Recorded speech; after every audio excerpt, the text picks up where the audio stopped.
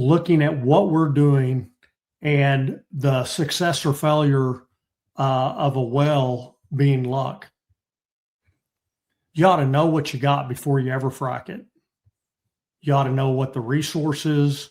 You ought to know what the mechanisms of failure are that are going to keep you from getting that that resource back, and the disruption that we cause.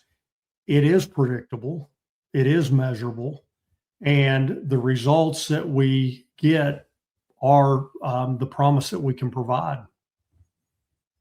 So I love the term dynamic equilibrium. You've explained it many times, but humor me again, and let's talk about what happens when you're bringing things back into equilibrium. Well,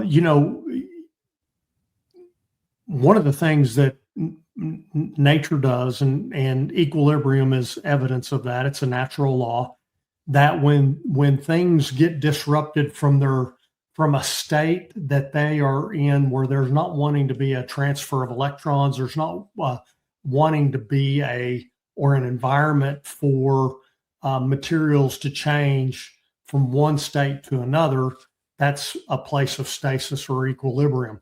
When we frack, we change all the metrics that go in. We add in a place that's already got temperature.